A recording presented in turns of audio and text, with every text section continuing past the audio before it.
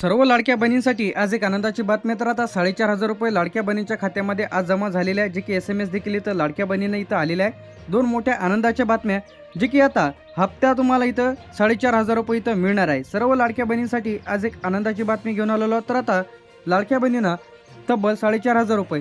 मुख्य बातमी म्हणजे आता जे काही महिलांना 1,500 रुपये मिळत होते, तर आता तिन्ही हप्ते एकत्रच लाडक्या बहिणींच्या खात्यामध्ये तब्बल 3 महिन्याचे पैसे म्हणजे 4,500 रुपये क्रेडिट असा मेसेज सर्व लाडक्या बहिणींना इथं आलेला आहे. तर या जिल्ह्यांमध्ये लाडक्या बहिणींच्या खात्यामध्ये पैसे जमा होण्यास सुरुवात झालेली आहे. तर यामध्ये कोणकोणते जिल्हे आहेत, तर यामध्ये सर्वप्रथम यामध्ये मुंबई शहर यामध्ये 4,500 रुपये जमा होत आहे. वाटप सुरू झालेलं आहे. लाडक्या बहिणींसाठी मोठी आनंदाची खुशखबर आलेली आहे.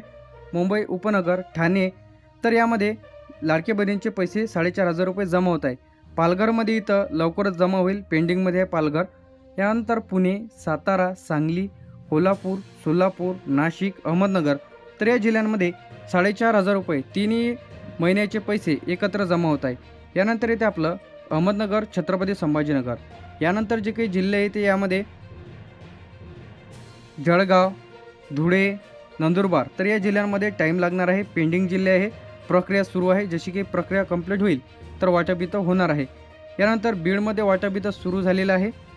यानंतर इथे आपलं लातूर, धाराशिव हे जे जिल्हे आहे पेंडिंगमध्ये आहे. लवकरच इथं पैसे जमा होईल लाडक्या बहिणींसाठी. यानंतर इथे परभणी, हिंगोली, नागपूर तिन्ही जिल्ह्यांमध्ये वाटप इथं सुरू झालेलं आहे. अमरावती, अकोला या जिल्ह्यांमध्ये टाईम लागणार आहे. तर 23 जिल्हे आत्तापर्यंत आपण बघितलेले आहे.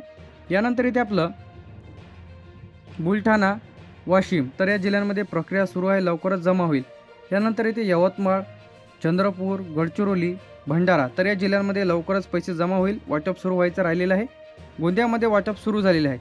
रायगड, रत्नागिरी, सिंधुदुर्ग लवकरच पैसे जमा केले जाईल. सर्व लाडक्या बहिणींसाठी आनंदाची बातमी आहे. म्हणजे आता लाडक्या बहिणींना तिन्ही हप्ते एकत्र म्हणजे 1,500, 1,500, 1,500 असे मिळून 4,500 रुपये. दुसरी जी आनंदाची बातमी आलेली आहे ते म्हणजे ज्या लाडक्या बहिणींना पैसे मिळत नाही, ज्यांचा अर्ज रिजेक्ट झालेला आहे किंवा पेंडिंग आहे, तर अशांसाठी नवीन फॉर्म सुरू झालेले आहे. आता कोणाला पैसे तर मिळत आहे, ज्या महिलांचा अर्ज अप्रूव्हल आहे, बँक खाते आधारशी लिंक आहे, तर अशा लाडक्या बहिणींसाठी गुड न्यूज आहे. ज्यांचं अधिकही KYC केलेली नाही तर अशा महिला यामध्ये अपात्र, ज्यांचं यादीमध्ये नाव दिसत नाही. तर लाडक्या बहीण योजनेचे नवीन फॉर्म व लाडक्या बहिणींसाठी मोठी खुशखबर आलेली आहे. आता हे पैसे कोणाला मिळत आहे, ज्या बँक पासबुकला तुमचं आधार लिंक आहे तर अशा खात्यामध्ये पैसे तर येत आहे. त्याचप्रमाणे DBT अशा सर्व लाडक्या बहिणींसाठी आनंदाची बातमी आहे. दुसरी जी गुड न्यूज म्हणजे आता 1,500 वरून थेट 3 महिन्याचे पैसे एकत्र म्हणजे मागील हप्ते, त्याचप्रमाणे ज्यांचे हप्ते पेंडिंग होते तर अशांचे क्लिअर करून आता थेट डायरेक्ट 4,500 रुपये थेट लाडक्या बहिणींच्या खात्यामध्ये जमा होत आहे. आता तुम्हाला पैसे आले की नाही लगेच तुम्ही तपासा. दुसरी आनंदाची बातमी म्हणजे ज्यांचं व्हेरिफिकेशन चालू होतं म्हणजे ज्यांचे पेंडिंगमध्ये फॉर्म होते तर अशा काही महिलांना देखील पैसे येत आहे. आता जर तुमचे पैसे आले नसतील तर तुम्हाला काय करायचं, सर्वप्रथम तुम्हाला काय करायचं आहे, बँक खाते आधारशी लिंक आहे की नाही चेक करा. बँक खातं तुमचं ॲक्टिव्ह आहे की नाही स्टेटस तपासा. त्याचप्रमाणे मोबाईल नंबर अपडेट ठेवा आणि 181 या हेल्पलाईन नंबरला कॉल करून तुम्ही लाडक्या बहीण योजनेबद्दल संपूर्ण माहिती घेऊ शकता. तुम्हाला पैसे का आले नाही, तुमचा जर रिजेक्ट झालेला असेल तर तो कोणत्या कारणामुळे झालेला आहे, दुरुस्ती कशी पद्धतीने करायची आहे, 181 या नंबरवरती कॉल करा किंवा महिला व बालविकास अधिकारी या कार्यालयामध्ये तुम्ही लेखी अर्ज द्या. तर लेखी अर्ज तुम्हाला प्रति माननीय महिला व बालविकास अधिकारी तुमचा तालुका लिहा. लाडकी बहीण योजनेअंतर्गत अर्ज रिजेक्ट म्हणजे पैसे न जमा झाल्याबाबत विनंती. महोदय महोदया, मी खालील सही करणारे अर्जदार लाडकी बहीण योजनेअंतर्गत अर्ज केलेला होता. माझा अर्ज सादर करूनही खालील अडचणी येत आहे. यामध्ये कोणत्या अडचणी, माझा अर्ज रिजेक्ट म्हणजे नाकारलेला आहे किंवा माझ्या खात्यामध्ये पैसे इथं जमा होत नाही आहे किंवा माझ्या खात्यामध्ये पैसे इथं जमा झालेले नाही. या पद्धतीने तुमचं नाव, आधार क्रमांक, मोबाईल नंबर, बँक खाते क्रमांक, अर्ज क्रमांक द्यायचा आहे. मी वरील सर्व कागदपत्र योग्यरित्या सादर केलेले आहेत तरी माझा अर्ज रिजेक्ट झालेला आहे, पैसे जमा झालेले नाहीत.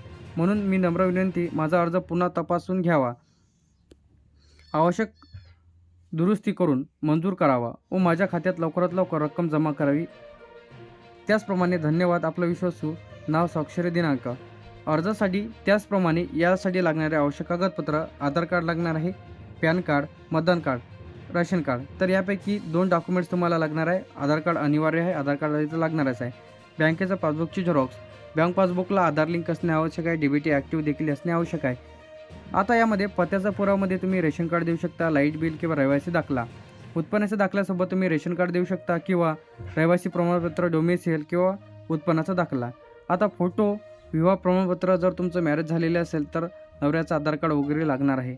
जर तुमचा अर्ज रिजेक्ट झालेला असेल, पैसे आले नसतील तर तुम्ही काय करायचं आहे, अर्जाची पावती, ॲप्लिकेशन आय डी, रिजेक्ट झालेल्याचा स्क्रीनशॉट, बँक पासबुकची झेरॉक्स, आधार कार्डची झेरॉक्स इत्यादी तुम्हाला त्यासोबत जोडून द्यायची आहे. कशासोबत? अर्जासोबत. यानंतर महत्त्वाची सूचना म्हणजे सर्व कागदपत्र स्वच्छ व अस्पष्ट म्हणजे स्पष्ट तुम्हाला अपलोड करायचे, जेणेकरून ब्लर वगैरे जर केला तर ते फॉर्म इथं रिजेक्ट होऊ शकतो. त्याचप्रमाणे आधार लिंक असणे आवश्यक आहे. KYC देखील तुम्ही पूर्ण केलेले असणे आवश्यक आहे. हे डॉक्युमेंट्स तुम्ही व्यवस्थितपणे द्यायचे आहे. तर मी सांगितल्याप्रमाणे जे की हेल्पलाईन नंबर येतं 181 यावरती कॉल करून तुम्ही सर्व माहिती घेऊ शकता. फॉर्म कोणत्या जिल्ह्यात सुरू झालेला आहे, कधीपर्यंत तुम्ही फॉर्म भरू शकता. यानंतर तुम्हाला ऑफलाईन, ऑनलाईन त्याचप्रमाणे पहिले नारी शक्ती दूत ॲप्लिकेशनच्या माध्यमातून फॉर्म भरता येत होते. त्यानंतर वेबसाईट सुरू झाली, वेबसाईट बंद झाली, अंगणवाडी सेविकेकडे फॉर्म भरता येत होते.